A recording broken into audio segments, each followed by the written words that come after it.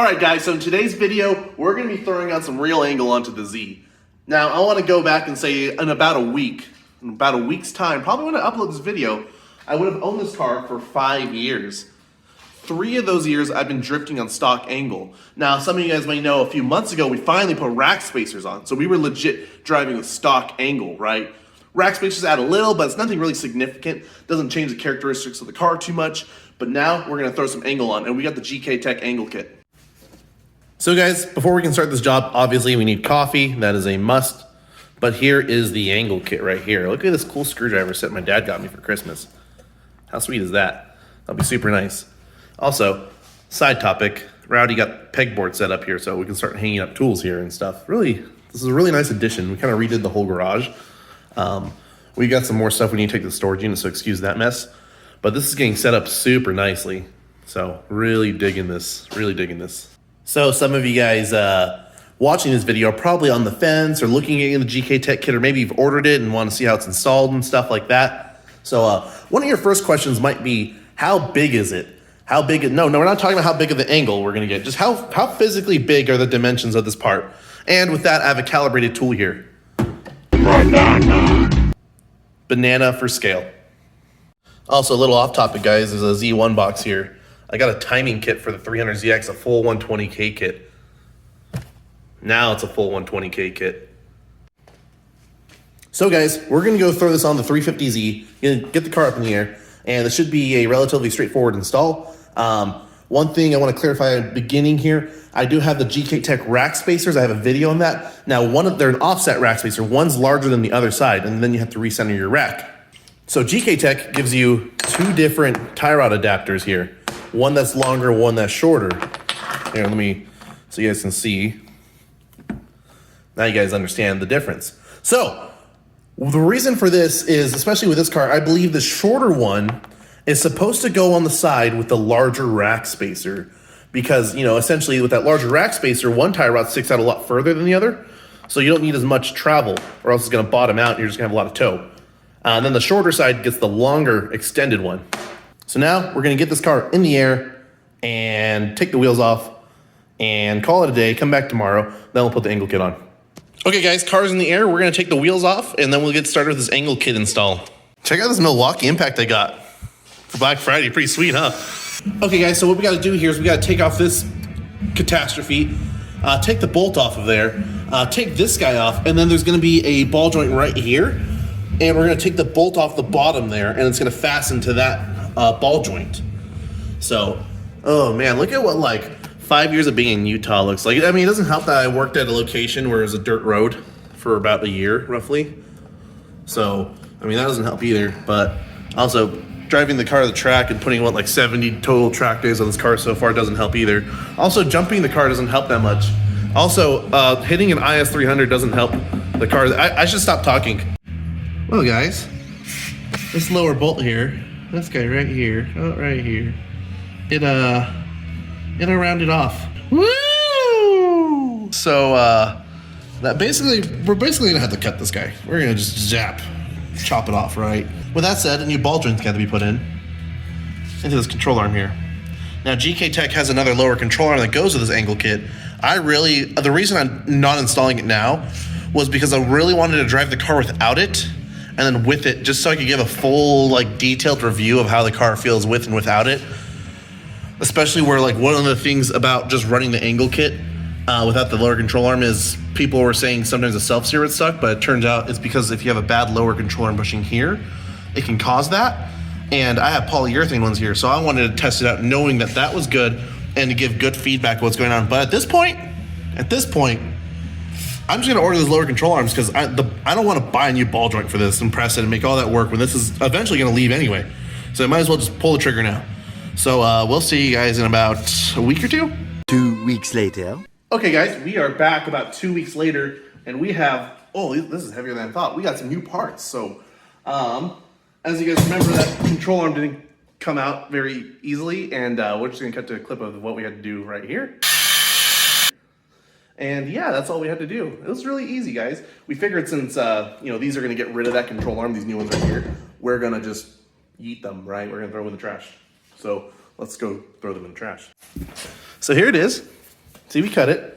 And now we're gonna throw it in the trash. Cause this part can suck my banana.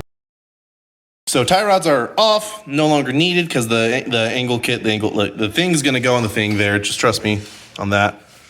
And yeah, then so we gotta take this lower control arm off. I've done that before. See those poly bushings there? So those bolts should be pretty fresh. I've changed this ball joint before, so that should be pretty easy to take out. And we just put these coilovers on. So everything should go smooth. So if in the next clip these control arms are off, that means everything went smooth. And if the next clip doesn't mean these control arms are off, that means we are having a bad day.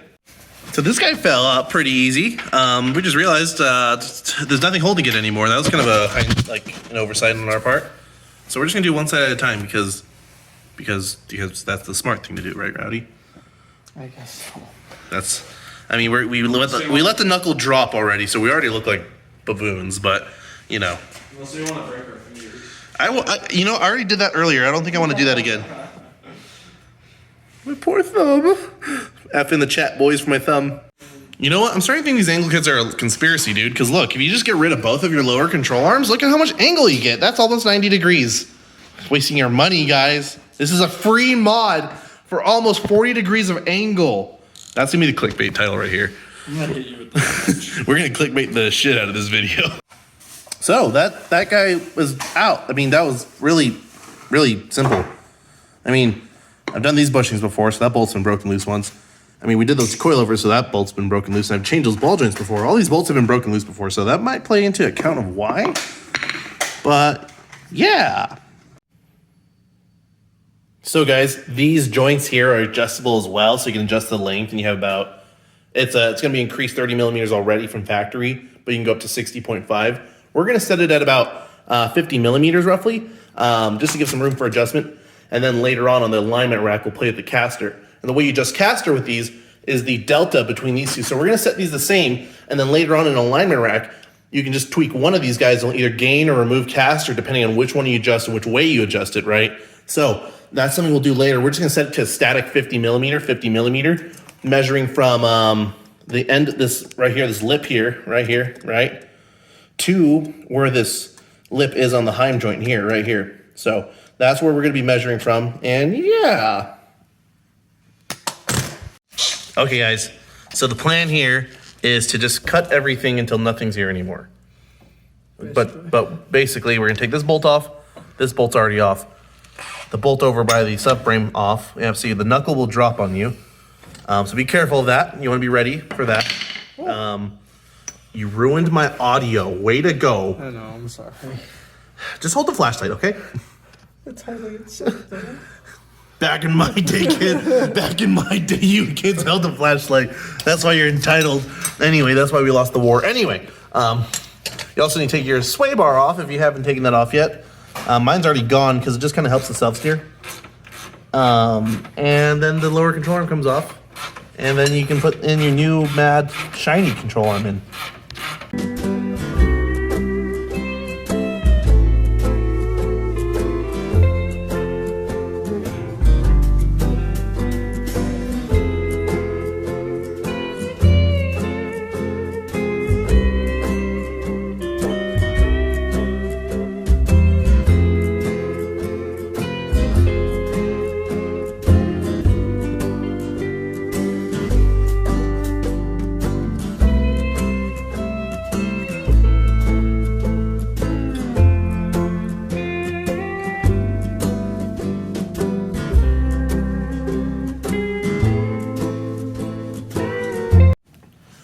Okay guys, as you saw, that was a really simple process. You just had the bolt there, bolt back there, bolt on the ball joint, then you bolt the knuckle adapter on with those two bolts there, and then the Allen bolt they supply here with where that old control arm used to go.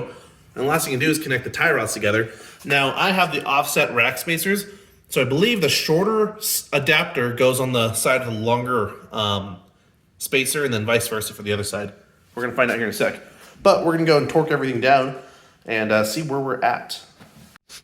Okay guys, so you guys might remember when we did the rack spacers, then we had to cut the tie rods down, and this is too short now. This doesn't reach anymore. So I had to take the spacer off, tie rod off. And guys, remember this was new. Look at how bad that is, dude. That is gnarly. I mean, I think this was a Moog one or something. Like, anyway. So I actually already had this GKTech one. I ordered it a long time ago. I can't remember why, but I did, and didn't need it in the end. And well, here it is now. So we're just gonna cut it down because they come with extra threads, marked 2 inches compared to that. So that should be plenty. Gonna cut it down and throw it on the car.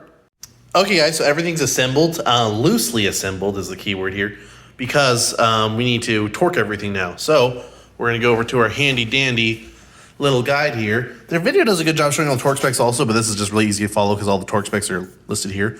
So always remember, kids, always torque your bolts or the commies win. Guys, the wheels are on. Everything's bolted up and tightened down. It's late at night. It's like 11:27 to be exact right now. Moment of truth. Let's see this. Let's go to full lock. Oh, look at that. Let's go see the leading wheel. Oh, hey, when did I do this? Oh, good job, Basim. You need new tires already. Anyway, wow, let's see, does it rub anywhere? Oh, sweet. That's good. Does it rub here? Nope, my calipers are dragging a little bit, so that's cool.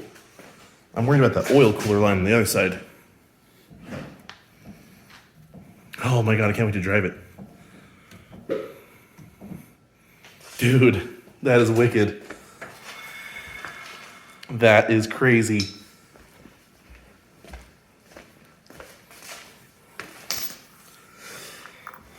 Does it hit that oil cooler line at all? Oh, we're good. We've got plenty of clearance between the oil cooler lines. Why is this bothering me so much? Must have locked up really good at the last event, because the rest of the tire is good. Damn it, Basim. Anyway, I'll get another one from Federal. Dude, that is crazy. Okay, so I'm gonna go to bed now. Gonna align it tomorrow morning, and we're gonna drive it and see what it feels like. But guys, I am so excited. The next day. Okay, guys, we're doing alignment. Bailey's here to help me out because I don't know what I'm doing. But we're doing a string alignment essentially. So you have the string as a reference point to measure off of. Then we have these toe plates here as well. And what you'll do with the toe plates is you'll put 2 measuring tapes in those slots and go from one side to the other. And you'll measure the delta between the two. So if one's 80 inches and one's 79 inches, depending on where that is, that 1 inch delta is your toe, right? And then we can also measure, if it's equal on both sides or if you have a slant, if both wheels are towed out to the left or right? So then that front right there is super towed out. It looks like the wheel's actually turned and it's not. The wheel's straight right now. Look at all that camber, guys. I didn't realize I was gonna get that much camber gain. So, camber gain or camber gang? So guys, we did the string alignment. We're gonna go mess with some stuff now because this car is just totally out of whack, right? It's almost like I threw new suspension components on all 4 corners. Anyway, so this is where this table comes in handy because now we can write down our measurements. And so in the red is our old measurements. And then in this black, these are what our next steps are gonna be. And then we're gonna remeasure and go from there. Okay guys, so we finished the alignment. I'm taking on a quick drive right now. We got everything pretty zeroed out. We're running a little bit of a hair of toe in the back and some toe out in the front.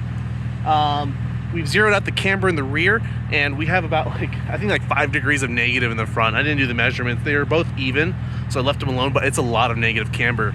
But guys, I am so stoked to drive this car. Look at how much angle we have, guys. Look at that. Look at all that angle, right? Oh my goodness. So it's been 2 years, coming on 3 years of just drifting this car, and I finally have angle on the car, so I'm really excited to see how it does. And it's been a little over 5 years of owning this car. So anyway, hope you guys enjoyed this video. I'm really excited to drive this car at the next event. There's one coming up in a couple weeks, so make sure to subscribe and stay tuned if you guys want to see how this car does. And I'll see you guys in the next video, so thank you for watching.